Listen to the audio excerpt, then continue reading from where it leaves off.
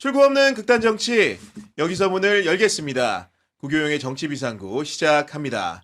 안녕하십니까, 구교용입니다. 6.3 지방선거가 코앞으로 다가왔습니다. 오늘 토요특별판에서는 임박한 선거를 앞두고 돌출된 막판 변수를 살펴보고 지역구별 판세도 예측해보는 시간을 갖도록 하겠습니다. 함께해 주실 두 분을 소개합니다. 노영희 변호사, 김은지 기자 나오셨습니다. 안녕하십니까? 아, 오늘 환호가 굉장히 좋은데 저희끼리 환호하고 구경 진행자 왜 환호 안 해주세요? 저는 진행자니까요. 본격을 지켜야죠. 서운합니다.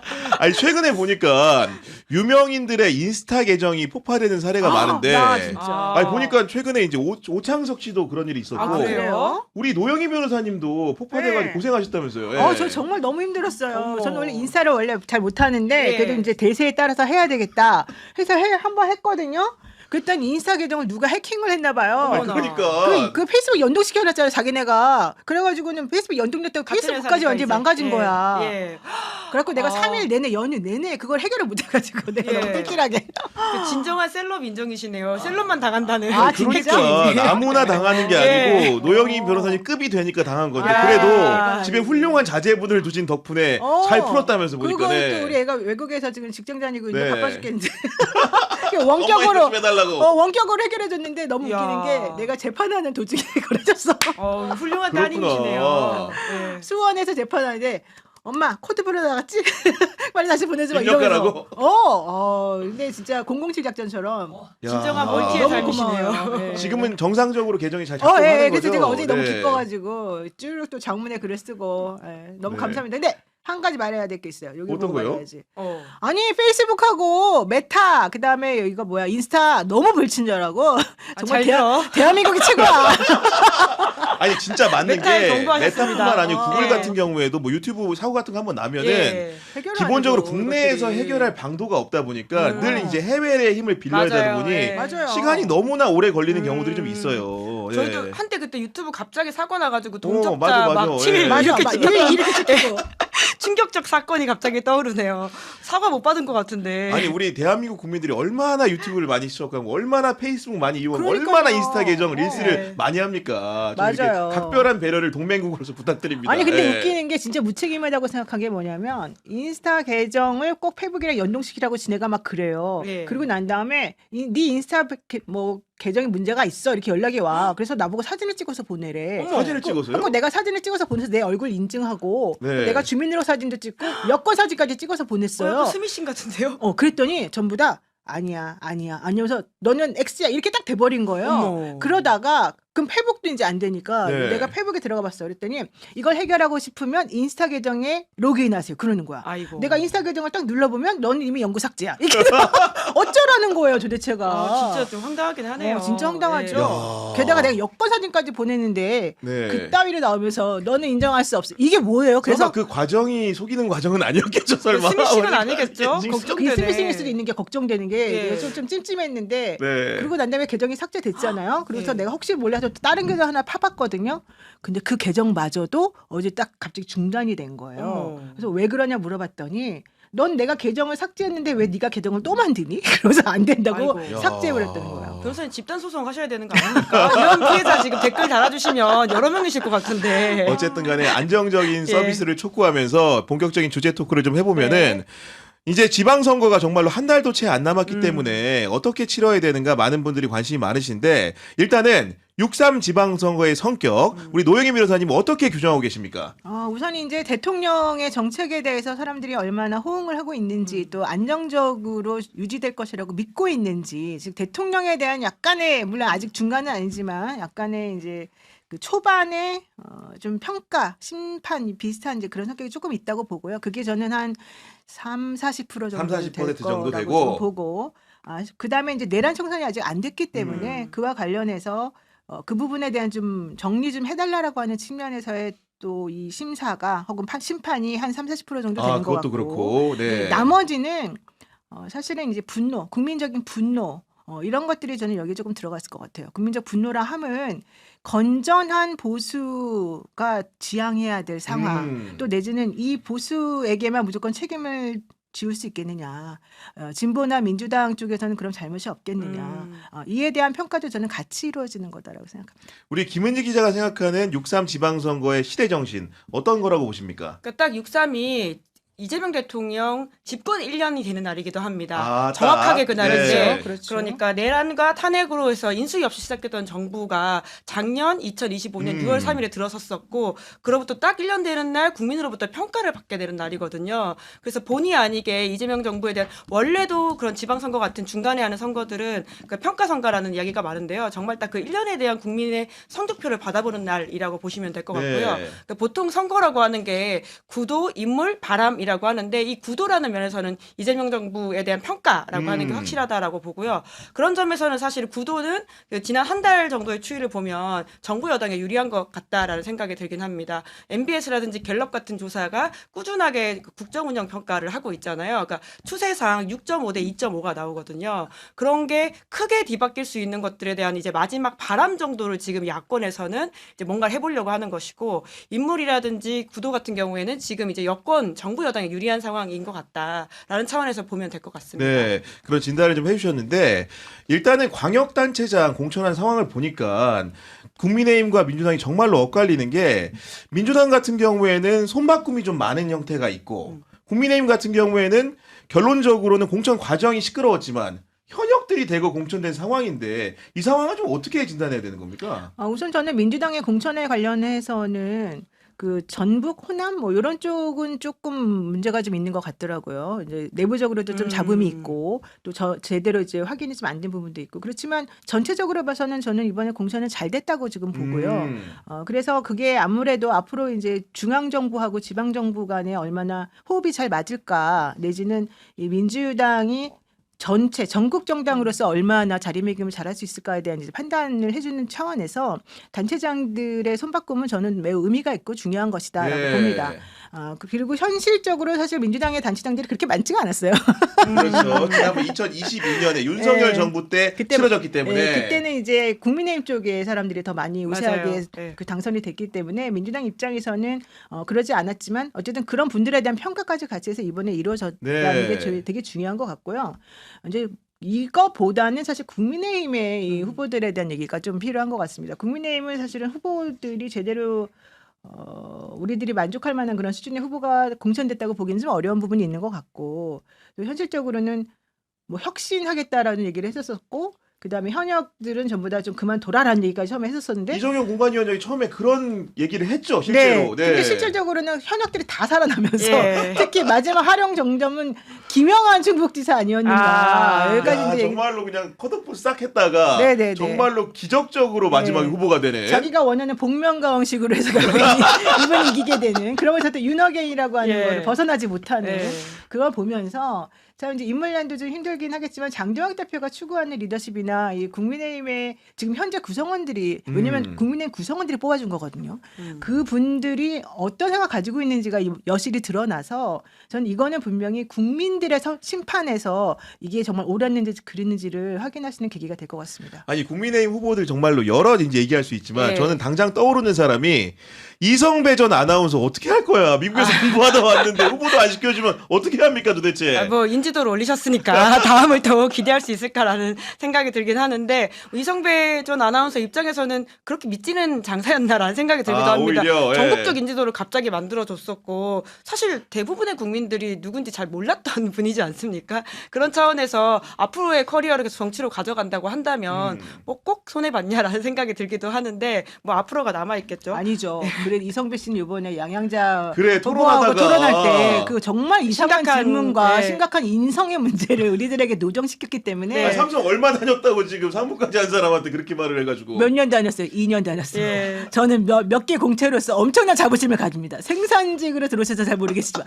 이따위 말을 어떻게 할 수 있습니까? 야, 깜짝 놀랐어요. 저는 앞으로 네. 정치하겠다는 사람이 이런 마인드를 가지고 그것도 뭐 반도체 뭐 AI 이런 거 하겠다는 사람이 게다가 그분이 사실 지금까지 한 게 뭔가 예. 잘 생각해 보세요. 뭘 했어요? 그냥 아나운서 출신이라는 거 번듯한 외모와 이렇게 듣기 좋은 목소리를 가지고 뭔가 좀 이미지상 젠틀해 보인다라는 거가 그번에 완벽한 자산이었는데 이번 상황을 계기로 해서 완전 싸가지 아니, 이성배로. 진짜 그것도 그렇고 원래 이성배 전 아나운서는 지난번에 이제 회퇴사하고 도왔던 게 예. 홍준표 아, 후보를 그렇죠. 도왔는데 예. 장동혁 체제에서 경기지사하겠다고 이렇게 미국에서 오니까 이게 도무지 이분의 정치적 정체성이란 게 뭔가 이런 생각들이 들더라고요. 그러니까 그렇죠. 조강한 예. 후보랑 연결돼 있잖아요. 조강한 최고랑. 최고랑, 국민의힘 취재 네. 기자들의 이야기를 종합해서 들어보면 그 중간 거리에는 하와이가 있다는 거예요. 지금 그 하와이 라인이 움직인다 이런 이야기들이 하와이 있던데 라인이 움직여. 맞아요. 홍준표 이제 전 시장이 정계 은퇴 선언을 하고 하와이로 가버렸잖아요. 네. 선거 도중에 그때 그럼 홍준표 전 시장을 다시 모셔오겠다라는 뜻으로 해가지고 국민의힘 일부 의원들이 하와이 특사단으로 간 적이 있거든요. 기억납니다. 기억하실 겁니다. 그때 그래서 홍준표 전 시장이 하루는 파란 넥타이 하고 뭐 파란 옷이었나요? 파란 옷과 빨간 넥타이를 번갈아 끼면서 사람들을 헷갈리게 만들었던 적이 있는데 그때 같이 갔던 특사단으로서 이성배 아나운서가 있고 아. 지금의 그 이성배 아나운서를 데리고 오는 그 라인 중심에는 그 당시 하와이를 같이 갔던 사람들이 있다라고 하더라고요. 그 국회의원들 중심으로. 그러니까 그 하와이 라인이 일정 부분 움직였다라는 평가가 있던데 그렇게 파워풀하진 않았던 것 같습니다. 저도 뭐 이성배 아나운서가 이번에 뭐 좋은 인상을 남겼다고 생각하진 않고 사실 굉장히 심각한 문제들이 꽤 있었고 국민의힘 당권파한테도 제가 그런 이야기를 들은 적이 있는데 양향자 이성배 토론을 한번 봐라 너무 재밌다. 너무 그러면서 재밌어. 꿀잼. 예. 이성배 아나운서가 진행자 같다는 거예요.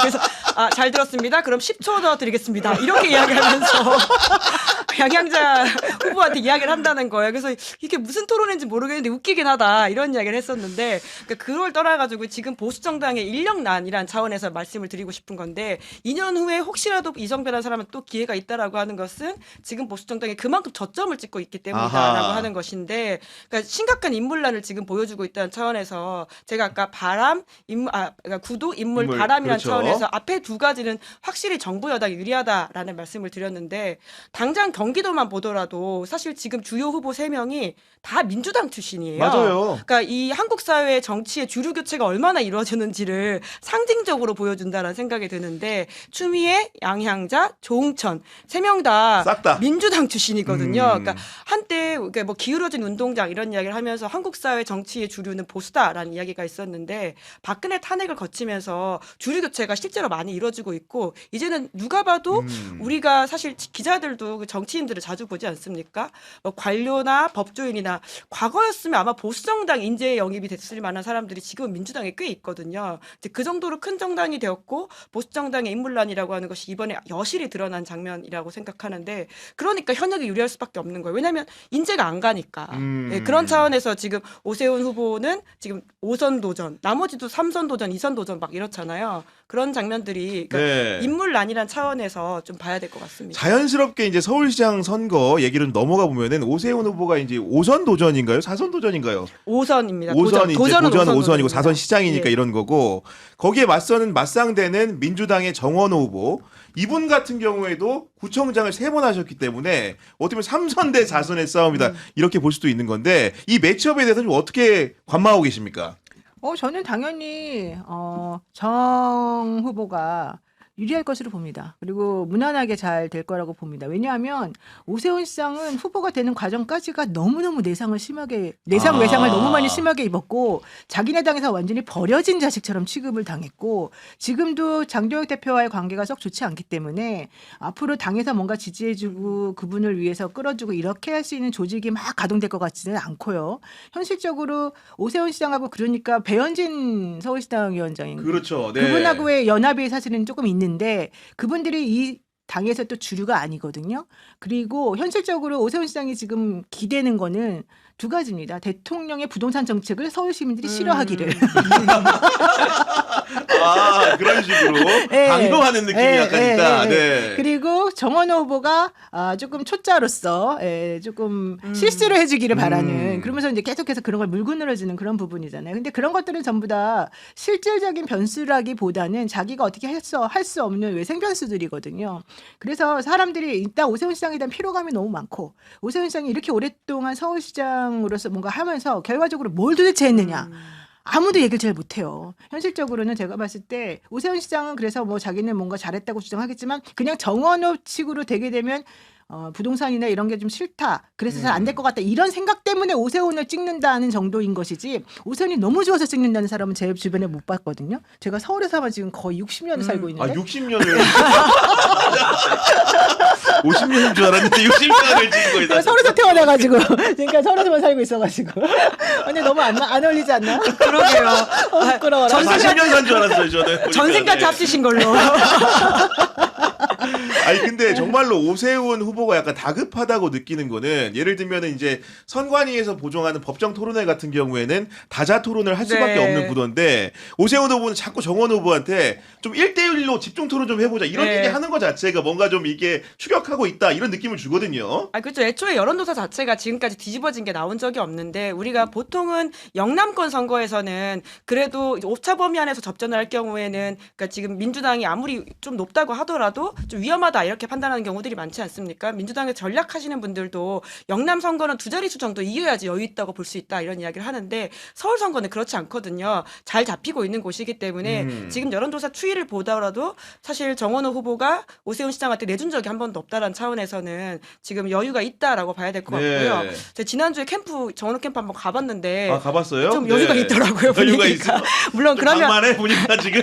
워낙 사람들이 많이 몰려가지고 오히려 될 것 네. 같은 캠프이다 보니까 그 이후를 염두에 두고 오는 사람도 꽤 있다라고 느껴질 정도였는데 그러니까 거꾸로 오세훈 시장 이제 후보 캠프 같은 경우에는 좀 초조함이 느껴지는 게 메시지만 하더라도 이재명의 푸들이라고 하는 식의 이야기를 막 하잖아요. 그거는 진짜 아닌 것 같은데 아무리 생각해도. 근데 네. 그게 오히려 받아치는 정원호 캠프는 정원호 후보가 하지 않습니다. 대변인이 하거든요. 그러니까 아. 그것만 보더라도 그게- 지금 굉장히 차이가 있어 보인다라고 하는 것이고, 그러니까 민주당의 전략가들이 주로 하는 이야기가 뭐냐면 오세훈 시장은 정치인한테 강하다는 거예요. 전통적인 정치인. 이제까지 본인이 성공했던 한명숙 후보, 박영선 후보, 그리고 송영길 후보 아, 같은 또 그렇게도 경우에는 해석이 되네요. 그러니까 네. 그 국회 경험이 있고 일정 부분 꽤 선수가 있는 인물들인데 정원호 후보 같은 경우에는 그런 사람은 아니거든요. 그래서 박원순 시장 같이 처음에 새로운 이미지로 확 뜨고 올라와가지고는 시민사회가 결합했을 때 오세훈의 약점들이 오, 드러났었는데 정원호는 그런 점에서 굉장히 강점이 있다라고 주장을 하고 있고요. 실제로 지금의 구도를 바꾸기에는 오세훈이라는 사람이 가지고 있는 강점이 잘 드러나지 못하는 것도 있고 그런 모습들이 딱 잘 보여주는 게 빨간색, 녹색, 흰색 점퍼를 아, 왔다 갔다 혼란스럽게 입고 있거든요. 그러니까 일관성이 이것이 없다. 캠프의 네. 어떤 지금 좀 기조를 보여주는 게 있고 국민의힘 당권파들도 당장 하는 이야기가 뭐냐면 오세훈 시장은 6월 4일 바라보고 있잖아요. 이런 이야기를 하더라고요. 아, 결국 이후에 의견 중에. 당권 경쟁에 뛰어들 떨어지고 경쟁자로 보고 있어서 전반적인 이 상황이 오 시장한테는 내후외환이라고 볼 수 있죠. 아니 근데 정말 푸들 얘기 한 번만 정확히 네. 해줘야 돼요. 네. 오세훈 시장이 정원호 후보에게 정원호 후보가 대통령의 푸들이 돼서는 잘못된 길 가는 걸 막을 수 없다라고 얘기했고 정 후보 측에서는 용산의 푸들이었던 오 후보 거울 속의 본인 모습을 보고 짓고 있는 거 아니냐 이런 얘기를 했습니다. 그렇죠. 네, 박정희 정확하게 짚어주는 대변인이 게 필요합니다. 네, 저 그럼요. 같으면 정확한 그냥- 워딩이 네. 저 중요하죠. 같으면 그 얘기 들었으면은 정원호 캠프에서 그냥 월월 할 것 같아요. 아이고. 아니 뭐 어떻습니까?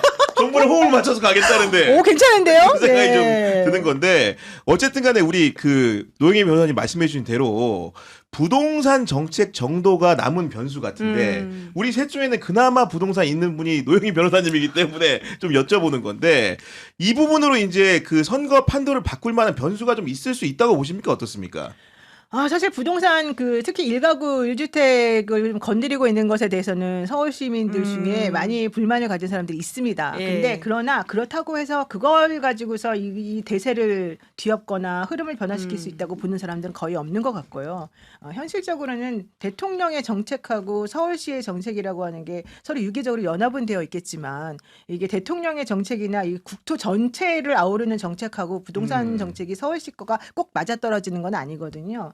그리고 정원호 후보도 그런 걸 다 감안해가지고 이 강남 3구라던가 또 현재 지금 재개발 재건축을 노리고 있는 지역에 대해서 내가 오세훈 시장이 실질적으로 잘 못하고 있는 걸 내가 해결해 줄게라고 얘기를 하고 있고 그거에 대한 믿음이 생기는 게 오세훈 시장 솔직히 강남 3구 관련해서도 신통 기획한다라고 신통인데 신석통합이었거든요. 네. 하나도 신속하게 이루어지는 게 없는데 오히려 이 정원 후보 같은 경우는 성동구를 그렇게 발전시켜 놓은 게 눈으로 딱 보이잖아요. 모델 케이스가 눈앞에 보인다. 네, 네. 그러니까 과거에 실제 그 사람이 뭔가 하겠다고 했을 때 그걸 해내는 모습과 실제 이 사람이 한다고 했을 때 그걸 해내지 못하는 모습은 너무 극명하게 대비가 되기 때문에 정말로 서울시에서 오랫동안 애정을 가지고 살았거나 부동산에 관심이 있는 분들이라면 그것 때문에 영향을 따서 뭐 정원 후보를 찍을 거를 안 찍는다 이렇게는 안 될 것 같아요. 아니 그리고 이제 그 실수 부분 얘기하셨는데 실제로 뭐 남대문 시장 상인들과 대화하는 과정에서 컨설팅 얘기도 맞아요. 컨설팅 얘기를 했다는 건데 그 발언은 좀 어떻게 보셨어요?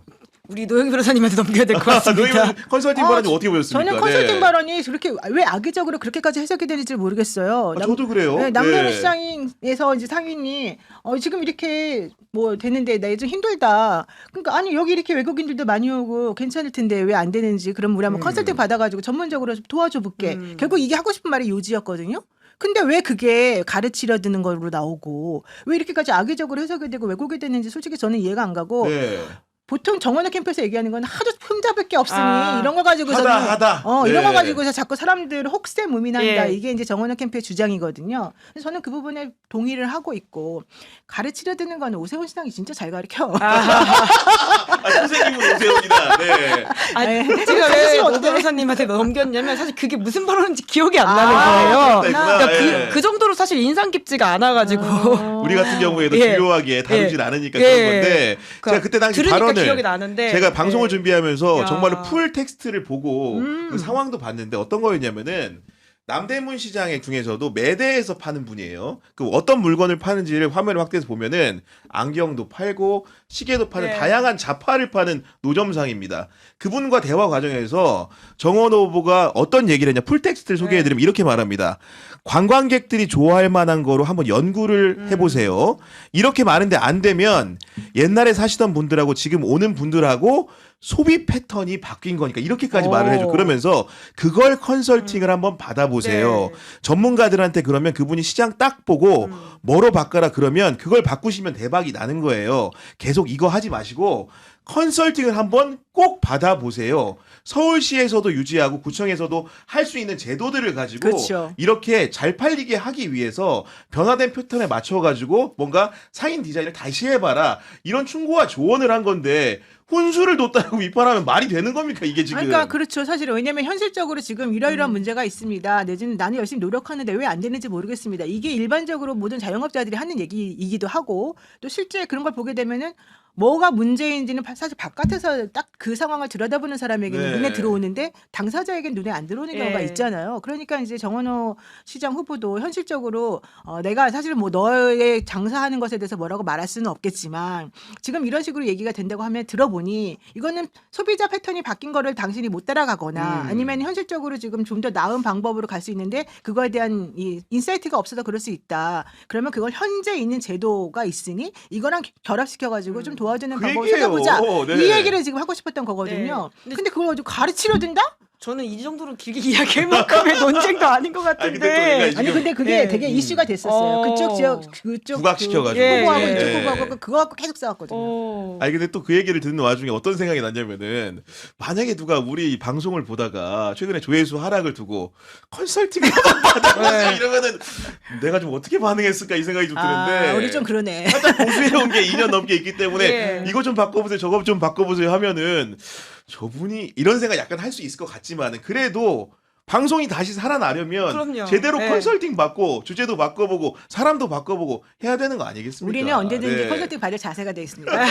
컨설팅 해주십시오. 어떻게 해주면 좋은 거 아니에요? 네, 아무튼간에 서울시장 선거는 이런 국면으로 가고 있는 예. 거고 부산시장, 대구시장 선거 얘기 많이 하는데 실제로 부산에는 민주당이 전재수 후보, 그럼 대구에는 그다음에 김부겸 후보가 굉장히 민주당 후보들 선전하고 있는 상황인데 개인적으로 노영희 변호사님은 누구의 승리를 점치고 계십니까?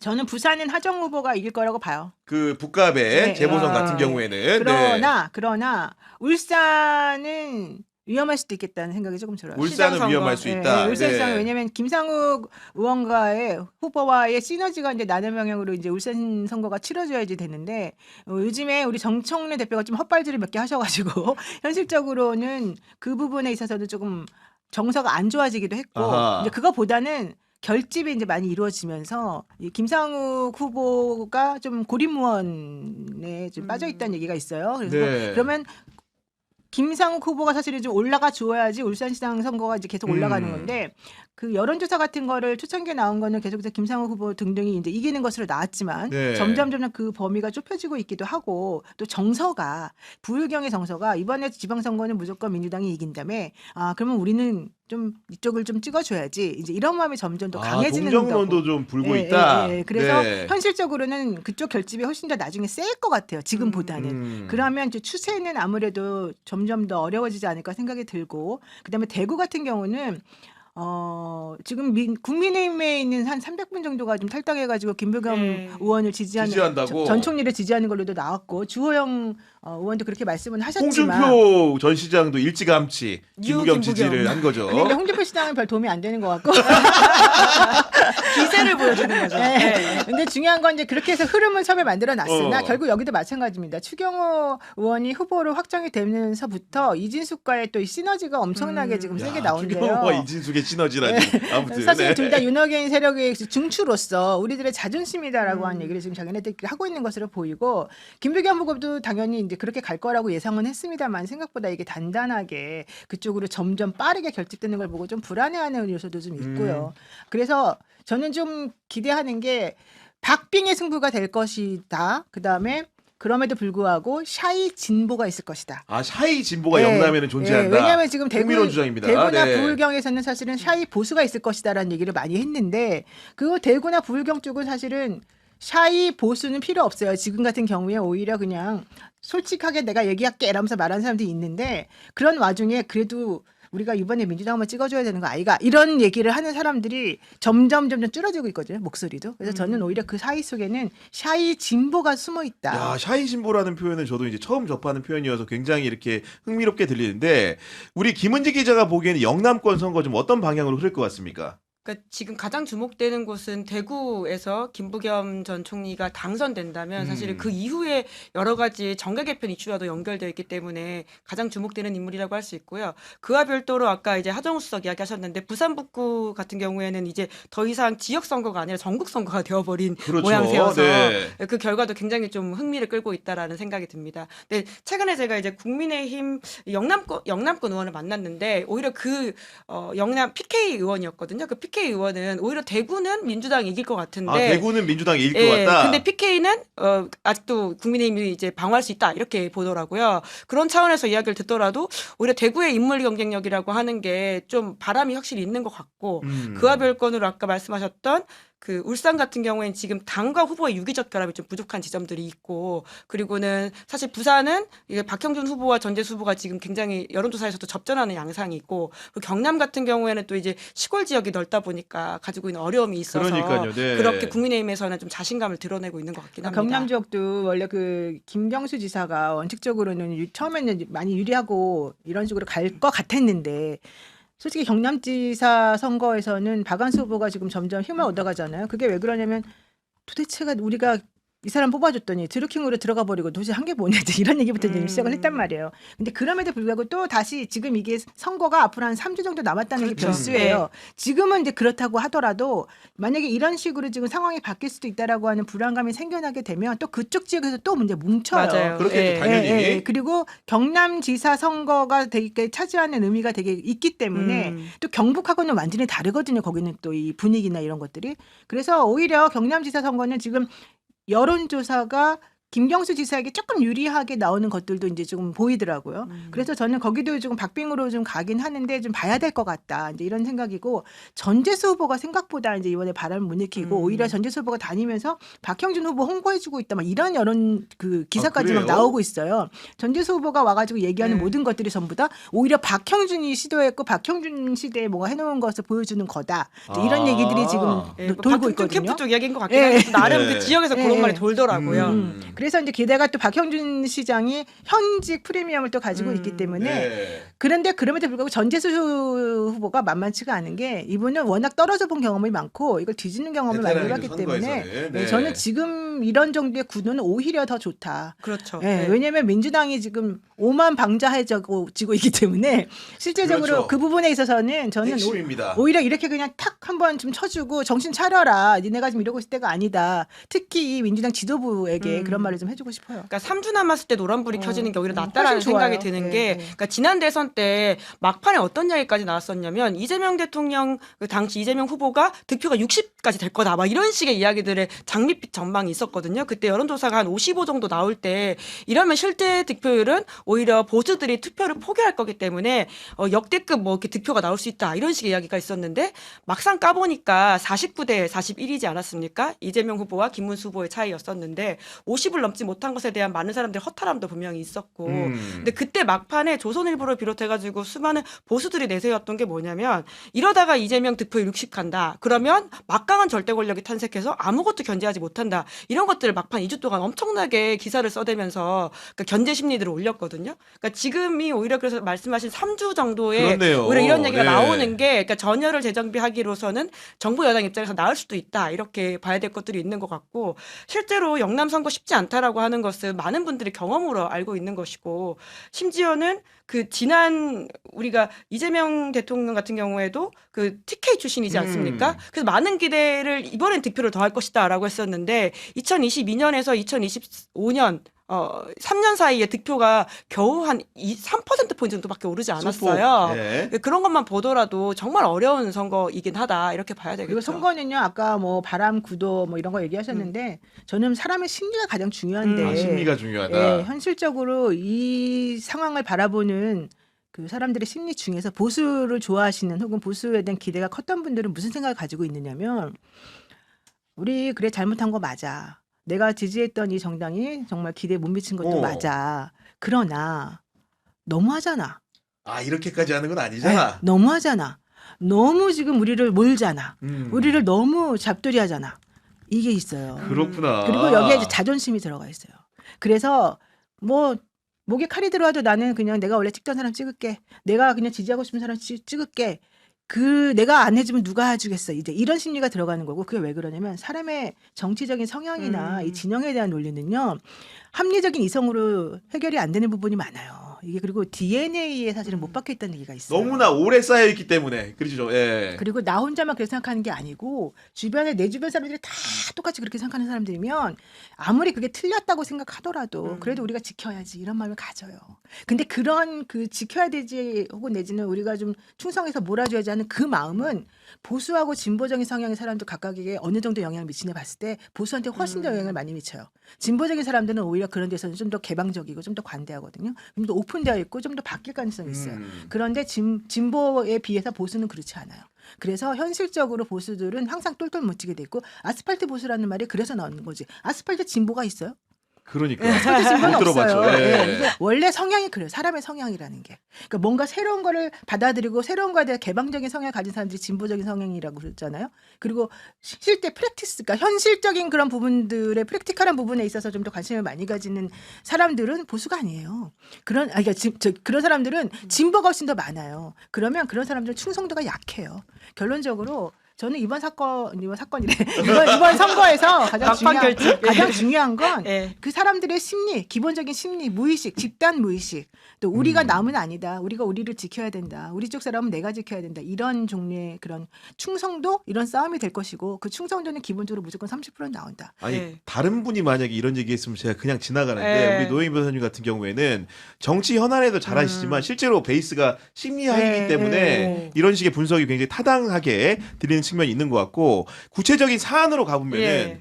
누가 이렇게 TK나 영남권의 정서를 갑자기 또 한번 뭉치게 자극을 하고 있는가 쫓아가 보면 최근에 그 조작 기소 특검과 관련해가지고 이것들이 공소 취소라는 형태로 알려지면서 뭔가 우리가 여기까지 허용해서는 안 되겠다라는 정서도 좀 그렇죠. 작용을 한 것 같습니다. 그러니까 지금 국민의힘 후보들이 하나같이 나서서 그래서 이 법을 지금 땡땡땡 후보는 찬성합니까 안 합니까 입장을 내세우라고 캠페인을 하기 시작했거든요. 그러니까 막판에 하나의 결집 요인이 이거라고 생각을 하고 있는 것 같고요. 근데 사실 지금 정부 여당에서는 그거 더 이상 안 하겠다고 했거든요. 근데 맞아요. 그럼에도 불구하고 이제 계속 그 프레임을 가져가는 게 기댈 데가 여기밖에 없다라고 거꾸로 생각도 할 수 있을 것 같긴 한데 이제 그런 차원에서 사실은 투표를 포기하는 보수 성향의 사람들한테 아 그래도 투표전 가야 되겠다라고 나와야겠구나. 하는, 네, 그 심리를 네. 전 자극한다라고 보고요. 이제 그런데 그러니까 그런 차원에서 잘 관리돼야 되는 이슈이긴 하지만 그러니까 뭐라고 할까요? 보수들이 가진 또 하나의 딜레마가 있습니다. 제가 최근에 만났던 이제 국민의힘 의원의 이야기는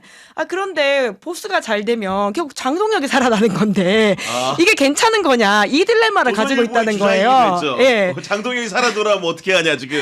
그러니까 우리가 뭉쳐가지고 민주당을 심판해야 되는데 그런데 그러면 장동혁이 살아나는데 이 딜레마가 있다. 이걸 해결하지 못하고 있다라고 해서 그러니까 그것이 또 다른 민주당으로서 남은 3주 동안의 하나의 뭐 공략 포인트가 될 수도 있겠죠. 제가 어제 CBS 그 아침 방송에 나가가지고 네. 우리 패널들이 김종혁, 서정우, 하헌기 이런 사람들하고 같이 방송을 했는데 방송하고 나오면서 제가 한 얘기가 딱 그거예요.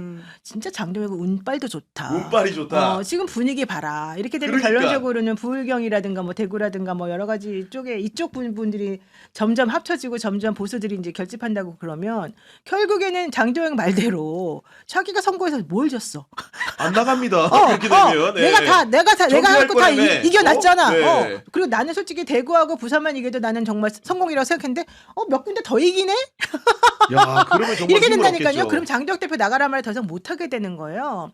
그래서 우리 4명이 진짜 서가지고 엘리베이터 타면서 진짜 장대웅 운빨 뒤룩해 졌다. 그러니까 이런 어떻게 했다니까요. 보면 성향이 다 다른 분들이지만 내 사람이 공이 그 부분에 대해서는 굉장히 공감의 언어를 나누었다. 게다가 지금 네. 그 방송에서 말한 패널들이 물론 삼류 소설가라는 얘기도 들었지만 김태훈 지사가 그런 이야기를 했다는 거죠. 현실적으로는 다 베테랑들 아닙니까? 솔직히 베테랑이죠. 말해가지고 방송 베테랑이죠. 게다가 또 네. 국민의힘의 사람들이 2명이나 들어가 있는 것이고 그렇다라고 하면 현실적으로 우리가 이 분석을 무조건 그냥 배척하고 이럴 수 있는 건 아닌 것 같고 저는 이게 나름대로 되게 합리적이고 괜찮은 분석이고 장도혁의 성향상 장도혁이 솔직히 말해가지고 뭘 가지고 무슨 관을 가지고 사실은 하는 것도 아니잖아요. 자기 가치관이 정확한 것도 아닌데 근데 카멜레온처럼 그때그때 상황에 맞춰가지고 자기가 가야 되는 방향을 정확히 하는 거예요. 어쩜 미국도 잘 갔다 왔는지 몰라. 아하. 그 그러니까 사이에 미국 잘 있었으면 갔다 엄청 왔어요. 얻어 맞았을 거야. 왜냐하면 더. 미국을 예. 잘 갔다 온 게 이유가 뭐냐면 자기는 미국에 가가지고 모든 이슈를 자기가 빨아들여.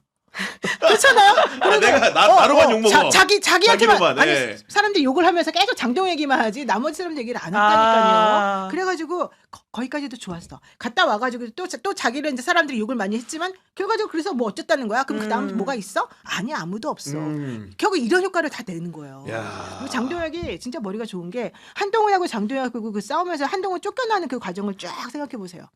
한동훈 진짜 한 게 없어요. 입으로 막 뭐라고 했는데 현실적으로 행동으로 한 거는 전부 다 장동혁이고 장동혁의 풀린 대로 다 갔어요. 야. 그렇지 않나요? 그러고 보니까 약간 소름인데. 정치 책임 왜냐면 이 사람은 자기 몸빵하잖아. 현실적으로 막 단식을 해 막 자기가 이제 막 마지막으로 하다 안 되면 단식해가지고 아무것도 못 얻어. 그 사람이 그때 했던 건 뭐예요? 특검 관련해서 단식하자는 얘기였잖아요. 그거 지금 쏙 들어갔죠. 아무도 안 말해줘. 하지만 결국 장동혁은 단식을 해서 뭘 얻어냈어? 자리를 지켰지. 지켰지. 윤석열 세력들 다 한꺼번에 모아놨지. 박근혜 대통령이 와가지고 악수해가지고 결국 자기 살아났지. 그래놓고 또 박근혜 유영한을 버려. 유영한 또 공짜죠. 또 유영한 공짜로 네. 또 추경호가 돼. 이게 보세요. 이 일련의 흐름 얼마나 천재적이에요. 야, 우리 장도혁 캠프에서 영입제는 안 나를 영입해야 된다니까. 굉장히 드라마틱한 서사를 지금 잘 만들어 내 말이 주셨는데 너무 정확하지 않나요? 네. 야, 정말 그런 면에서 보면은 뭔가 장동혁 지도부의 거취가 선거 이후에 어떻게 될까 너무나 궁금한데. 그러니까 아무도 장동혁에 대응을 못 한다니까요. 장동혁이 맨날 그때마다 자기가 목숨을 건다니까요. 그래 좋아 나 그럼 투표 붙여봐라. 그러면 내가 너도 걸어. 너도 걸어 너 집 걸어 그랬더니 아무도 찔소리도 못했죠. 오세요 말하다 말고 다 나가 떨어졌죠. 그 다음에 좋아 너 그럼 내일 우리 한번 다 붙여볼 테니까 너 와. 그 대신에 너 안 되면 너 끝장이야. 너 그때도 또 그러네 저보다 그만뒀잖아요. 고비마다 자기를 다 건다니까. 목숨을 내걸고. 야 그럼 이번에 한동훈 전 대표를 막기 위해서 뭘 걸까요? 한동훈이 들어오면 큰일이기 때문에 그 마지막 변수잖아요. 무조건 이 사람은 목숨 걸고 뭘 걸고 한동훈이 되는 걸 할까요? 막을 거다. 그래서 내가 하정우가 될 거다. 이렇게 말하잖아요.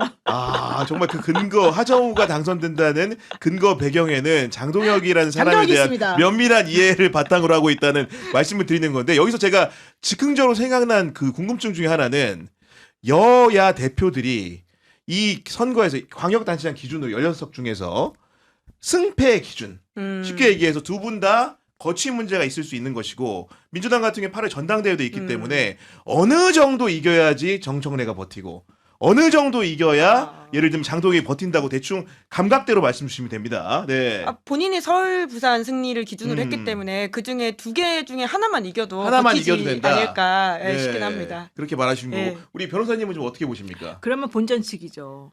왜냐하면 처음에 광역단체장 16개 중에서 15개가 뭐 그렇죠. 이기네 어쩌네 예. 막 그랬는데 그랬었거든요. 처음에 그랬죠. 예. 근데 지금 우리가 제가 월요일 날인가 여기 경향TV 나와가지고 얘기했어요. 12개 이정재 맞아요. 기자하고 그때 12개 얘기했죠. 얘기했었거든요. 4개 정도 위험하다. 네, 위험하다고 그랬어요. 음. 그러니까 아까 말한 대로 대구가 박빙이 될 것이고 울산이 박빙이 될 것이고 경남도 박빙이 될 것이고 그럼 벌써 그게 3개잖아요. 그렇죠. 그럼 예. 서울하고 부산, 서울은 이긴다고 저는 쳐요 민주당이. 부산 시장도 지금 박빙으로 좀 접어들고 있잖아요. 그러면 하나는 명확하게 이기고 나머지는 전부 다 박빙이고 까리까리하다. 그러면 이제 반반으로 이제 보통은 치는데 그 반반이 과연 유지가 될까? 반반 돼도 사실은 정청래 대표는 그냥 본전치기란 말이에요. 근데 이렇게 만들게 된 배경에 또 정청래의 잘못이 있는 거야. 그러니까 예. 정청래의 그 부적절한 행동과 내가 그렇게 대구랑 경남, 부산 이런 데 가지 마라 그랬는데 오빠 하지 혼자 말라고 가가지고 그랬더니 가가지고 정말 사람들을 괴롭히고 하정우를 그렇게 망가뜨리고 공공에 빠뜨리고 여러 가지로 본인 입장에서는 할 말이 없을 수가 있어요. 네. 근데 그렇다 하더라도 이제 또 정청래 대표를 지지하는 이 민주당의 권리당원들이나 이런 사람들이 많기 맞아요. 때문에 네. 그게 또 만만하게 이제 가지는 않겠지만 정청래 대표 입장에서는 최소한 3군데는 이겨야지 그냥 그래도 체면치레는 한다. 그 영남 중에서 3군데 네, 이겨야 네, 된다 네, 이 말씀 네. 주신 건데 여기에 더해서 변수가 하나 더 생겼습니다. 평택? 아니 호남 같은 호남, 경우에는 예. 사실은 정청래 무소속, 대표가 예. 공천에 잡음이 있었지만 예. 논란이 있어도 민주당 후보가 다 될 거라고 생각을 했는데 지금 전북지사의 경우에는 그 무소속인 상황인 거죠. 김관영 지사. 김관영 지사가 출마를 선언했기 때문에 여기서 만약에 이원택 후보를 민주당 후보를 꺾는다? 정청래 대표 제가 봤을 때는 견딜 재간이 없다고 보는데 어떻게 생각하십니까? 지금 호남에서 분위기가 너무 안 좋아요. 공천 관련해서 제가 아까도 말했지만 이 호남 쪽 혹은 전라도 쪽 이 공천이 생각보다 되게 잡음이 많고 왜냐면 거기는 경선에서만 이기면 무조건 된다고 생각하니까. 그런데다가 사실은 제가 김관영 지사하고 이제 그 전부터도 원래 잘 알고 있었지만 지난번에 그 12시간 만에 갑자기 제명당하고 이 김관영 지사가 이제 후보에서 밀려났을 때 전화가 왔어요. 아, 그랬구나. 네, 예. 그리고 자기가 이제 그 가처분 신청 내고 이제 막 그랬었을 때. 근데 그랬을 때까지만 해도 내가 무조건 나갑니다. 이렇게는 안 말했었어요. 아, 통화 중에도 네, 네. 그런데 만약에 가처분에서 자기가 이제 이기게 되면 인용이 되면 그때는 이제 이런 식으로 이제 할 수 있다 이런 얘기를 했고 그때까지만 해도 자기가 꼭 무서워 나가겠다는 생각은 없었어요. 근데 이 지금 어제 그제 막 이번에 이제 내가 마음을 굳혔잖아요. 그러면서 이 사람이 내세운 구도는 명청 갈등 그리고 실제 당권을 잡기 위해서 나를 희생양 삼은 것. 아, 제물로 만들었다. 네. 이게 되게 크고 현실적으로 그래서 그것 때문에 지금 전라북도 지사를 뽑는 후보들 중에 혹은 이 시민들 중에 혹은 도민들 중에 현실적으로 그거에 되게 민감해하는 사람들이 있어요. 근데 여기에 누가 지금 붙어 있느냐? 조국 혁신당의 사람들이 또 그쪽에서 엄청나게 활동을 많이 해요. 아, 그래요? 조국 혁신당 사람들이 전라도랑 호남에서 지금 엄청나게 활동을 많이 하거든요. 많이 하면서 민주당 후보 찍지 말고 뭐 어쩌고 이렇게 하면서 자기네들이 또 민주당 사람인 것처럼 하고 또 좀 선거운동을 하는 게 있대요. 되게 혼란스러운 상황이에요. 그래서 사실은 거기에서 지금 저는 김관영 지사가 그 전까지는 또 무소속으로 나가면은 훨씬 더 이게 좋아서 잘 될 수 있다고 생각했는데 그 이후의 과정에서 또 이제 김관영 지사에 대한 공격을 양쪽에서 다 하면서 사실 김관영 지사가 처음보다 매우 안 좋아지는 상황이 됐어요. 네. 그러면서 현실적으로 이런 얘기들을 하더라고요. 김관영 계속해서 배신했지, 계속해서 당 바꿨지, 3번 탈당했지, 왔다 갔다 뭐 하는 이 짓이야. 소서가 누구랑 약간 겹치는 느낌이 오는데 지금 평택의 모 후보님하고 그렇죠. 약간 바로 지금 그거죠. 명청 갈등이라고 네. 하니까 느껴져요. 약간 그런데 이게 지금 좀, 이게 지선이 지금 점점 가면 갈수록 네. 생각보다 이 명청 갈등이 이제 표면화될 가능성이 있고 제가 민주당에 물어보면 처음엔 명청 갈등 없어요 이제 이런 얘기를 했던 사람들이 이제는 있지 당연히 누구누구는 편이지 이 얘기를 계속 한단 말이죠. 아니 저는 김관영 후보권 간단하지가 않은 게 예. 문제는 전 김관영 후보의 그런 뭐 대리비가 됐든 뭐가 됐든 간에 CCTV에 찍힌 행위 자체는 무조건 잘못이라고 봅니다. 당연히 잘못이죠. 응당 책임을 져야 됐고 뭐 가처분도 사실은 인용이 되지 않았고요. 그런 상황인데 문제는 그 다음부터인데 이원택 후보 본인은 아니지만 아직은 동종 사건이 주변에 불거진 상황에서 조사를 할 때 형평의 문제를 많은 사람들이 그러니까요. 제기했고 예. 실제로 경찰의 수사 태도라는 것은 양자 모두 조사를 하고 있는 상황이기 때문에 여기서 지도부가 중심을 잡고 균형적인 판단을 했어야 옳다고 보는데 누가 보더라도 한쪽은 신속하게 정리를 했고 한쪽 같은 경우 여지를 남겨두고 후보를 만들었기 때문에 이 선거에서 만약에 김관영 후보가 만약에 무소속으로 당선되는 드라마를 네. 쓴다고 한다면 오롯이 정청래 대표의 책임이 될 수밖에 없는 그렇죠. 구조라고 생각이 듭니다. 그러니까 결국 공천 관리에 실패했다 이렇게 봐야 되는 상황이기 때문에 그러니까 사실 영남권 선거 같은 경우는 저희가 앞서서 여러 가지 이야기를 했지만 핑계댈 것들이 꽤 있거든요. 그러니까 물론 정청래 대표가 모든 책임을 져야 되는 상황이긴 하겠지만 그럼에도 불구하고 이러이러이러한 상황들 때문에 이 선거는 쉽지 않았다. 그럼에도 불구하고 사실 인물 경쟁력이 다 있는 분들이에요. 이제 그런 차원에서 정 대표도 할 말이 있을 수 있는데 전북 선거는 전혀 그렇지 않거든요. 전혀 다릅니다. 네. 공천 관리의 실패를 여실히 보여주는 장면들이고 공천은 원래 끝나고 나면 갈등이 언제나 있는데 그럼에도 불구하고 관리를 못했다는 차원에서 심지어는 무소속 후보가 나간다는 게 그 어떤 실패의 정점을 보여주는 것이거든요. 그러니까 만에 하나 무소속이 당선돼서 민주당으로서는 한 석을 잃어버리게 된다고 네. 한다면 정청래 지도부 그러니까 리더십에 대한 굉장히 큰 상처가 날 것이고 그리고 이후에 어떤 전당대회 모두와 관련된 이야기를 해보자면 그러니까 결국은 호남표가 굉장히 중요하다라는 것을 많은 분들이 알고 있잖아요. 민주당 전당대회에서는. 근데 또 공교롭게 김민석 총리 같은 경우에도 경쟁자로 꼽히고 있는데 최근에 이제 익산으로 이사를 갔다 이런 맞아요. 보도가 있지 네. 않습니까? 어머님 병환 때문에. 예, 그러니까 여러 가지 상황들이 이 호남표를 관리하는 데 있어가지고는 정청래 대표로서는 뭐 소위 말하는 위기 이슈들이 좀 있는 거죠. 게다가 송영길 전 대표도 지금 원내 진출 가능성이 높지 않습니까?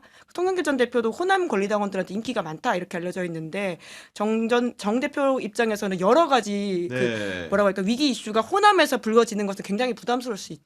그게 딱 하나만 더 말하면 김관영 지사 건에서 정말로 사람들이 열받아했던 부분 중에 하나는 저는 열받지 않았는데 김관영 지사가 열받았던 것 중에 하나는 김관영 지사가 전북도지사로서 일할 때 이 내란이 일어났는데 내란 그날 이렇게 청사 문을 걸어잡고 못 들어오겠다 그러면서 내란 중요인물 종사자로 혐의를 해가지고 이번에 무혐의 했죠. 네. 종합특검이. 예. 종합특검이 물론 무혐의는 했지만 그 전에 고소가 이루어졌고 실제 그 건 이루어지면서 김관영 지사가 나갈까 말까 고민하는 그 타임에 하필이면 딱 불러가지고 조사하고 막 이게 있었어요. 모양 그 그림을 만들었다. 모양새가 네. 모양새가 진짜 웃기게 됐었어요. 그렇네. 그러니까 완전히 핍박받는 이미지가 생겨나는 거예요. 네. 그런데 이제 그게 아주 순식간에 좀 빨리 정리가 되면서 뭐 무혐의는 나왔지만 그거 자체가 얼마나 그 사람을 황당무계하게 거론됐다는 것 만들겠어요. 자체만으로도 네. 특히나 호남 지역의 네. 단체장인데 그러니까 도대체가 본인 입장에서 그럴 일도 없지만 그걸 가지고서 아주 대대적으로 보도하면서 자기를 그런 사람으로 만들어버렸다는 거 되게 화가 많이 나 있었었고 그것 때문에 분노하는 사람들이 되게 많았었다. 그렇구나. 그러니까 네. 이거 되게 사실은 이제 본인 그렇죠. 입장이라고 하면 얼마나 그게 되겠어요. 그러니까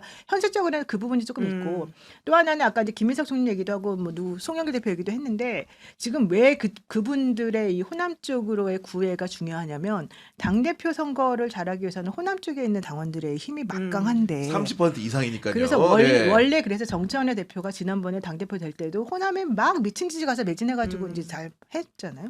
그런데 실제 그 이후에 호남표가 만만치가 않게 지금 돌아섰다는 얘기가 지금 나오고 아하, 있어요. 그래요? 네, 그런 지금 아니 정청래 대표 아까 말했잖아요, 제가 공천 관련해서 호남 쪽에 지금 잡음이 되게 많다. 사실은 우리가 중앙에서 잘 모르는 건 지역에서는 언론도 지역은 시끄럽게 난리가 났습니다. 돌아갑니다, 지금. 난리가 네. 났습니다. 그러니까 내부적으로도 그렇고 뭐 금권 선거니 뭐니 공정하지 않으니 뭐니 이제 난리가 난 데다가 자꾸 실수를 몇 개를 이제 우리 정청래 대표가 하다 보니까 그 부분이 안 좋죠. 그다음에 송영길 대표 이번에 공천 주는 과정 중에서도 얼마나 좀 시끄럽습니까? 저는 분명히 송영길 대표 이번에 연수갑이 될 거라고는 보는데 되기까지 이 사람이 사실 상처를 많이 받았고 마음고생 네, 원래는 공천 안 준다는 소문까지 원래 났었어요. 있었죠 그런 네, 얘기가. 네, 네. 네. 그러다가 그분도 또 이제 미국 갔다 와가지고 돌파해가지고 사실은 이제 내부적으로 좀 한 것이고 또 김용 민주연구원 부원장이 또 친명으로 이제 분류가 되고 현재 민주당 의원들 중에 77명이나 그분을 지지하는 쪽으로 공개적으로 나온 상황에서 실제 정청래 대표를 놔두고 김민석 총리와 김용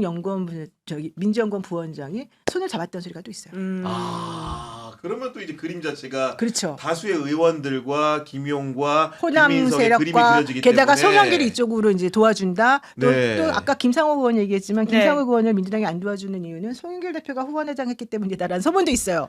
최근에 김긴석 총리 또 공감 방문해가지고 하필이면 또 손잡고 옆에 찍는 그러니까. 바람에 그런 모습들이 또 노출되면서 그러니까, 네. 그러니까 지금 현재 구도가 정확하게 정청래 한 명 놔두고 나머지 전부 다 반대 전선으로 모이는 형국이 되고 실제 민주당 의원들의 제가 만나는 수많은 다수의 의원들도 지금 사실은 조금 태도를 분명히는 안 하고 있습니다만 어느 한쪽으로 지금 마음이 죽고 있는 선거가 것으로 끝나면 보입니다. 아무래도 네, 네. 네. 최근에 뭐 우리가 더 길게 갈 것도 없이 언론에 찍힌 뭐 문자 아. 의원들의 문자라든가 이런 것만 보더라도 이게 뭐 의도적 노출이라고 볼 수 네. 없지만은 그 내용들이 결국은 지방선거가 끝나면은 8월 전당대회가 어떻게 굴러갈지에 네. 대한 단면을 보여준다. 이런 좀 해석을 할 수 있을 예, 것 같은 그래서 상황입니다. 오늘 네. 정청래 대표가 공교롭게도 공개석상에서 아, 금요일에. 눈물을 네. 금요일에 흘리는 모습을 보였는데 그러니까 서울 송파구 조지 송파구청장 후보 선거사무실에서 열린 현장 최고위였는데 네. 그러니까 물론 눈물을 흘린 이유는 이제 노상훈 수첩 이야기를 하다가였다고 해요. 그러니까 계엄 성공했으면 이재명 대통령과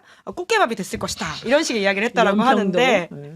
예, 근데 이제 이 시기가 시기이다 보니까 이 네. 공개석상에서의 눈물이라고 하는 것이 좀 여러 또 말을 낳게 다의적인 해석을 예, 낳았다. 낳게 예. 하는 것도 있는 것 같고요. 그리고 김관영 지사 같은 경우에는 내란 방조 혐의이긴 합니다. 그 조국 혁신당에서 고발하기도 했었고 지역 단체에서 아, 그때 그렇게 한 거예요? 조국 혁신 당 지역당 사람들이 당 전체 그건 중앙당 차원은 몰랐네. 아니에요. 아까 말했잖아요. 네. 저 조국 혁신당 얘기 아, 해줬잖아요. 그래서 그 예, 얘기 예. 하신 거구나. 네. 아무튼 간에 그 전북지사 선거라는 것이 향후 당권에도 영향을 미친다는 설명을 좀 드렸고, 그 마지막 얘기는 이 지역 얘기 안 할 수가 없어서 정리해야 됩니다. 평택을 선거.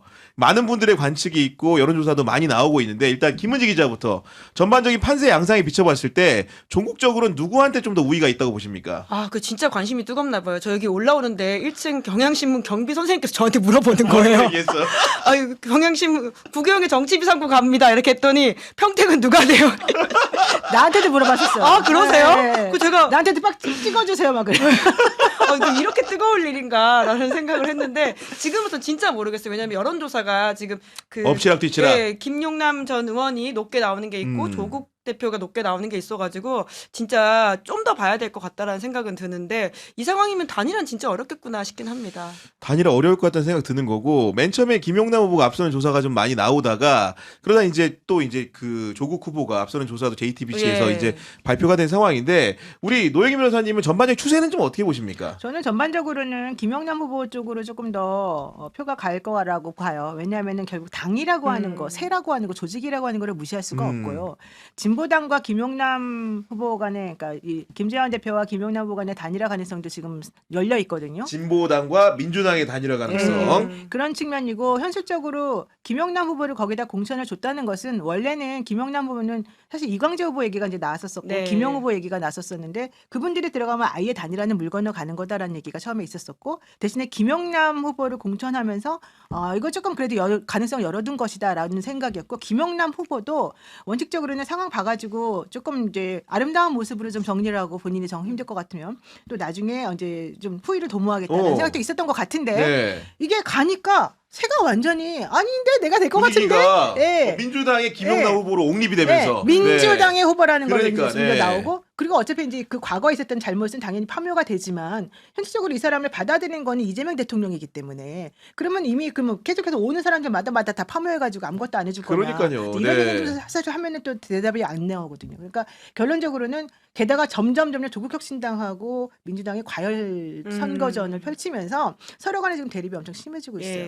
그래서 아까 그 전라도에서의 그런 대립도 엄청나게 큰데 평택도 지금 만만치 만만치가 않습니다, 않거든요. 지금. 네. 그래서 오히려 선거 끝나고 나면 정말 두 당이 합쳐지기가 더 어려워질 거다. 네. 이런 얘기를 지금 하고 있는 중이에요. 그래서 그런 식으로 따져지게 되면 결론적으로는 단일화는 물건을 갈 것이고 김용남 후보에게 조금 더 표가 몰릴 것이고 조국 대표 입장에서는 사실 더 뭘 보여줄 수 있을까? 이런 쪽으로 저는 좀 나가게 되지 않을까. 야, 그럼 말씀해 주신 건데 아닌 게 아니라 김용남 후보도 처음엔 예상하지 못했던 수준으로 본인에 대한 여러 가지 지지도가 나타나면서 최근에 인터뷰를 이렇게 살펴보면은 단일화는 머릿속에 이미 없어요. 김용남 후보는. 만약에 이제 2등하는 조사가 계속 나온다거나 뭔가 자기가 조국 후보랑 갭이 있었다고 한다면 모르겠는데 초장부터 잘 나왔기 그렇죠. 때문에 네. 이번에 확 벌리자는 생각이지 뭔가 추격한다는 느낌이 전혀 안 들게 얘기를 하고 있거든요. 그렇죠. 그 단일화 가능성을 열어둔 후보가 사실 2등 후보거든요. 근데 지금까지 그렇지. 단일화 가능성을 열어두고 이야기하는 건 조국 대표이긴 합니다. 그런 차원에서 보더라도 지금 추세상으로는 김용남 전 의원이 그러니까 유리한 고지에 있어 보이긴 해요. 그런 상황이라고 좀 할 수 있는 거고 결국 이제 평택의 유권자들이 어떻게 판단하느냐 문제가 있을 텐데 여하간 근데 이제 만약 이건 가정적인 질문인데 두 분이 어쨌든 토론은 또 해야 되는 거고 이게 법정 토론회를 제외하고 유튜브 채널이 굉장히 많이 있잖아요. 여기서 예. 아니 만약에 그러니까 우리 방송도 이제 객관성을 기하기 위해서 예. 경향 TV는 빼고 그 두 분이 토론을 한다면 어느 채널에서 하는 게 좀 낫다고 생각하시는지 이건 정말 생각나는 대로 좀 말씀 좀 저희 거 부탁드려요. 오셔야죠. 그러면 경향이 양보하면 시사인을 오시면 됩니다. 아, 시사인에 와서 하면 된다. 우리 노영희 변호사님 워낙 많은 방송 출연하시니까 두 분이 어쨌든 간에 민주 진영 안에 있는 사람들 맞으니까 그 진영 내에서 유권자들을 상대로 토론 한번 해야 되는데 어디를 추천하십니까? 노영희 TV를 추천합니다. 그냥 경향도 경향이라고 하세요. 그러면 그냥 여기서 해야겠는데 그런 생각이 들어요. 왜냐면은 우리 뉴스공장 같은 경우에도 김용남 후보를 인터뷰하는 과정에서 이제 양자 토론을 계속 이렇게 서두부터 여기서 한번 하면 어떠냐 그랬더니 예. 이제 뭔가 이제 홈그라운드에 뭐 이점 관련된 그런 얘기들을 하면서 이제 김용남 후보는 뭔가 토론 안 해도 되는 분위기가 되지 않을 더 기대한다 이런 식으로 이제 뭔가 말을 좀 피해 가셨는데 과연 어디서 토론하게 될까? 매불쇼가 될 수도 있지 않을까 이런 생각이 좀 들긴 하는데 어떻습니까? 네. 저희 거에서 해야 되는데. 왜냐면 김용남 후보가 매불쇼는 심정적으로 좀 편한 방송으로 보여요. 맞아요. 네, 매불쇼에서 네. 할 만약에 하게 되면 매불쇼에서 할 가능성이 있는데. 네. 근데 솔직히 어느 매체에서 방송을 하느냐를 떠나가지고 두 분이 토론회를 한다고 치면 누가 더 잘할 것 같아요? 토론은 네. 야, 이거 어려운데 저는 두 분 다 인터뷰를 해봤거든요. 예. 근데 생각보다 조국 후보가 보이는 그 점잖은 과 인상과 달리 어법에 맞는 말들을 상대적으로 보기와 달리 빠르게 구사하는 특성이 있어요. 반대로 김용남 후보는 눈도 문매도 날카롭고 검사 출신이고 그럴 것 같은데 실제로는 말도 약간 충청도스러운 느낌이 느리긴 있어. 하죠, 약간. 약간 이게 예. 뭐 서울 사람 같은 빠름 같은 건 또 아니거든요. 수원 사람이긴 합니다. 수원 사람이긴 한데 그런 게 있어가지고 실제로 토론을 하면 누가 더 잘하고 치받는 모습들을 사람들이 볼 거고 대응하는 모습을 볼 텐데 좀 약간 아직도 결과를 잘 모르겠다 싶으면서도 두 분의 장점과 색깔이 좀 많이 다르다 이런 생각 들거든요. 우리 노영희 변호사님은 어떻게 보십니까? 양쪽 분들을 잘 아는 상황에서 보자면은 뭐 외모나 풍기는 이미지나 이런 거는 사실 조국 대표가 조금 더 유리하게 보이죠. 외모는 예. 조금 비하다 일단은. 네. 네, 여자들 입장에서. 그런데 실제 이제 그 임기응변이나 순발력 있게 말하고 이런 거는 또 저는 김용남 후보가 말을 워낙 방송을 많이 하고 워낙 유머 많이 코드가 있어. 여기저기 문제는. 다 예. 이렇게 예. 단련이 돼 있기 때문에 김용남 후보도 사실은 상당히 잘할 것으로 지금 보여요. 그래서 문제는 그런 것보다는 각 인물에 대한 호감도가 기본적으로 무조건 그 사람들의 평가를 좌우하게 될 네. 것이다. 그리고 현실적으로 그 사람들이 그동안에 보여주었던 모습 이런 것들이 이제 자기가 가지고 있는 절실함과 얼마나 잘 결합되어 있느냐에 따라 달라질 아하. 것이다. 근데 지금 김영남 후보도 매우 절실해요. 지금 떨어진 지 10년이에요. 10년 쳤잖아요. 네. 예. 그리고 지난번에 수원시장 선거에서는 정말 아깝게 졌거든요. 정말. 그것 때문에 예. 자기는 이 당도 바꿨다 저 당도 바꿨다 이렇게 돌아다니고 있는 거예요. 자기 정말 무조건 안에 들어오려고. 그런데다가 이 정부 들어와서 얼마나 하마평이 많았어요. 여기도 얘자리 여기도 얘자리 이런 거 그러니까. 많았었잖아요. 그래도 죄송합니다. 그래도 결국 이제 여기까지 왔기 때문에 김영남 후보 입장에서 이번에 꼭 들어가야 되는 거야. 네. 그런데 둘 다 절실하네요. 처음에는 원래는 나 공천만 해주면 그냥 체면 칠해는 해줘 이렇게까지 생각했다가 당연하죠 처음에는. 이제는 내가 될 것 같은데 이러면 절대 양보를 못해요. 이 사람도 이제 더 이상 여기서 만약에 떨어지게 되면 사실은 이제 더 이상 민주당에서도 자리를 못 잡아요. 맞아요. 그렇잖아요. 네. 이현주 의원 지금 다음에 이제 미래가 없다고 지금 얘기들을 많이 하는데 왜 그러냐? 자꾸 당을 옮겨다니는 사람들이 결국 미래가 그렇게 되는 거거든요. 그래서 그거는 김용남의 그런 사정이고 조국 혁신당의 조국 대표의 사정은 더 절실해. 왜냐하면 조국 당이 없어질 수도 있어요 이번에. 그렇지 이번 선거에서 대표고 본인 이름으로 만든 정당이기 때문에 여기서 대표 선수가 진다? 기선 싸움이 다음에 확실히 쉽지 않죠. 그래서 조국 대표도 정말 절실하더라고. 그러니까 정말 그 뻣뻣한 사람이 맨날 이렇게 절하고 다니고 정말로 이렇게 이러고 다니고 이제 그러는 건데 실제 조국 대표는 그렇게까지 막 사람들하고 아주 이런 말 써서 죄송합니다. 사활이라 그러는데 사활이 좋게 막 이렇게 하고 다니는 사람이 원래 아니에요. 그런데 이번에 제가 딱 보니까 너무 열심히 선거운동을 하는 거예요. 야 보시기에. 그래서 정말 둘 다 절실함에 있어서는 둘 다 똑같을 것이긴 한데 네. 그러면은 결국 뭘로 승부하냐? 정치는 이미지다. 실제 예를 들면은 김용남의 잘못은 김용남이 그 당에 있었을 때 열심히 하면서 공격수로서의 행동함으로써 나온 그 절실함인데 그 절실함 그 당시에 그 행동이 그냥 어쩔 수 없는 상황이었지. 이걸로 지금 연결해서 사람들이 그냥 민주당 사람이니까 찍어줘야지로 연결될 것인지 아니면 실제 저 사람은 근본이 안 바뀌고 옷만 파란색으로 갈아입은 사람이야라고 해서 이제 보여질지 요거에 따라 좀 달라질 것 같고 조국 대표 정말 그렇게 네가 말한 대로 희생자 맞아? 피해자 맞아? 너무 위선적인 거 아니야? 이런 그 전반적인 평가를 얼마나 잘 뒤집고 내가 정말 능력 있는 사람으로서 뭔가 보여줄 수 있어라는 거를 얼마나 잘 어필할 수 있을지 이거에 따라 달라질 것 같아요. 최근에 이제 저는 페이스북 보니까 그 같은 진영 안에서 이제 지지층들이 분화가 되는데 네.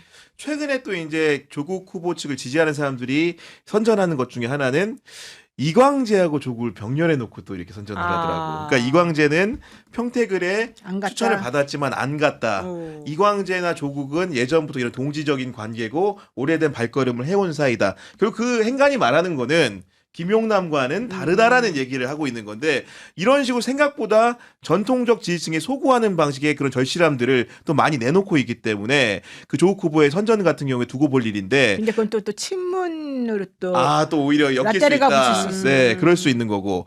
근데 반면에 이제 요즘은 좀 다른 게 기성 선거들이 과거에는 그 절실함이라는 것들 뭔가 진정성 이런 것만 가지고 됐다고 한다면은 요즘은 유권자들도 네. 뭔가 유쾌하고 상쾌하고 재밌는 걸 바라는데 그런 부분에서 조국 후보가 못 갖춘 부분을 김용남 후보가 가지고 있기 때문에 이런 점이 그러니까 김용남은 봐도 그냥 말 걸고 사진 찍기가 더 수월할 수도 있어요.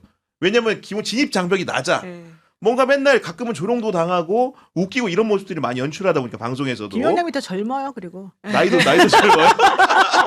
아무튼 그런 또 외모는 장점이 안 있다 젊어 보니까. 보이지만 어쨌든 외모는 되게 늙어 보이는데 네. 나보다 나이가 어리거든요. 아 그래요? 네, 오. 근데 조국 대표는 지금 60 몇 년생이 60년대 반 초반이잖아요. 네. 그래 64년생인가? 저도 정확하게 조국 후보가 65년생, 64년생 뭐 이쯤 되는 것 하여튼 같은 그래서 상황인데. 둘간의 나이 네. 차이가 꽤 있어요. 네. 그렇군요. 우리 김은지 기자는 김용남 후보랑은 방송 좀 꽤나 오래 했잖아요. 예, 저희 방송 좀 고정으로 어떤 사람으로 출연하셨었고 평가합니까? 예. 본인 스스로 오민시라고 하거든요. 아. 50대 민주투사가 된 시장주의자다 이런 이야기를 하는데, 그러니까 본인의 변화의 양상을 그렇게 실제로 이야기하시는 것 같고요. 제가 겪기에도 처음에 만났을 때 그 보수주의자 김용남이 계엄을 겪으면서 굉장히 많이 바뀐 것 같아요. 저는 나이 들고 사람이 바뀌는 경험이 대단하다고 생각을 하고 그런 차원에서 김용남 의원이 바뀐 생각과 그 변화한 모습이라고 하는 것에 대해서는 물론 과거에 대해서는 뭐 잘못했다고 이야기하고 분명히 사과해야 될 것들이 있겠지만 또 지금의 변화한 모습들을 인정해줘야 될 것들이 꽤 맞아요. 있다고 네. 생각하거든요. 그런 차원에서 김용남 의원의 장점이 분명히 있는 것 같은데, 근데 결국은 지역 선거거든요. 그러니까 조직 선거라고 하는 사실 우리 노영 변호사님 말씀에 돌아가야 된다고 생각하는데, 이러한 내셔널 아젠다는 사실 저희끼리는 재밌긴 하지만 그렇지. 과연 지역 유권자들한테 얼마나 이 3주 안에 가닿을 수 네. 있느냐는 조금 다른 문제인 것 같고, 그런 차원에서 민주당이 가지고 있는 조직력이 사실 좀 더 유리한 건 맞긴 맞죠. 근데 그걸 어떻게 조국 대표가 돌파할 수 있는지가 또 관전 포인트이기도 하고요. 그러니까 예를 들면은 평택에서 매불쇼를 보는 사람이 얼마나 될까? 사실은 이제 유튜브라는 것도 그러니까 수도권과 지방의 격차가 존재하기 때문에 수도권에서는 많이 보죠. 근데 평택에서 직접 유권자들 같은 경우에 평택은 수도권 아니에요? 수도권이잖아요. 그러니까 그 수도권 범주에 속하지만 그래도 이제 서울하고 이격이 좀 있는 평택 의뢰에 있는 지역 구민들은 매불쇼를 통해서 김영남을 소비해본 적이 얼마나 될까? 이런 과학적인 수치는 없지만은 그렇게 접근을 해보면 또 지명도 입장에서는 조국이라는 사람은 문재인 정부 때도 수석으로 일을 했기 때문에 네. 굉장히 많이 이렇게 바깥으로 공표된 사람이라서 기존의 레거시 미디어를 통해서 그런 부분들이 도농복합 지역구라는 걸 생각을 해보면은 또 선택의 기준 자체가 우리가 여기서 보는 것과 지역민들이 보는 것이 다를 수 있다라는 네. 정도의 얘기 정도는 해볼 수 있을 것 같습니다. 그런데 평택 분들한테 물어보니까 또 그런 것도 있더라고요. 아, 우리가 무슨 대권 주자가 왜 필요해?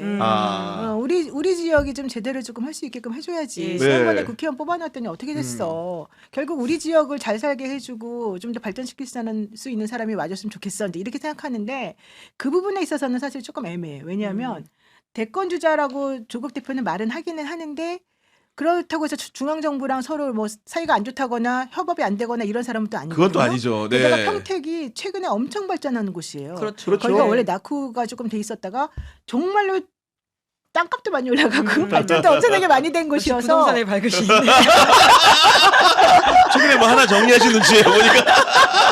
아, 기분 좋아 보이시던데. 그래가지고 사실은 그분들이 되게 이렇게 실질적으로 경제적으로 얼마나 잘 부를 쌓을 수 있을 건지에 대한 민감도가 되게 높다는 거예요. 제 말은. 근데 그렇게 되려면 결국은 중앙정부가 또 협조해줘야 되는 부분들이 당연히 있는 거잖아요. 그런데 그거는 그러면 김영남은 못할 거냐? 민주당 사람이니까 당연히 잘 해주겠죠. 그리고 그렇죠. 민주당 사람들이 사람들이고 조국 혁신당 사람들이고 누가 더 지지세가 더 높으냐? 그럼 민주당 사람들이 더 높거든요. 그 동네에서는 어쨌든 간에. 근데 그런 측면에서 보자면은 결론적으로 누가 더 이걸 갖고 더 잘 이렇게 받아먹을 것인가 이제 네. 이거는 좀 살펴보긴 해야 되는데 제가 만약에 평택 사람이라고 한다면 제가 그 투표권을 그쪽에서 가지고 있다 그러면 저는 우리 지역을 위해서 일 잘할 사람, 아하. 정말 그 능력 있는 사람 네. 이런 사람을 위주로 저는 뽑을 거라고 저는 봐요. 아니 꼬리질 하나만 마지막에 여쭤보면은 혹시 김용남 후보가 조국 후보를 꺾고 만약 평택에 국회의원이 된다고 하면은 김용남은 대선 후보가 되는 겁니까 안 되는 안 겁니까? 되죠 당연히. 그 얘기를 듣고 싶었습니다. 김영남 후보는 네. 절대 대선 후보는 안 됩니다. 알겠습니다. 네, 걱정하지 마십시오. 네, 방송 마무리할게요. 네, 지금까지 노영희 변호사, 김은지 기자와 함께했습니다. 경향TV는 내일 오후 4시에 인물 비상구로 찾아옵니다. 여러분들의 많은 관심 부탁드립니다. 오늘도 긴 시간 시청해주셔서 감사합니다. 고맙습니다.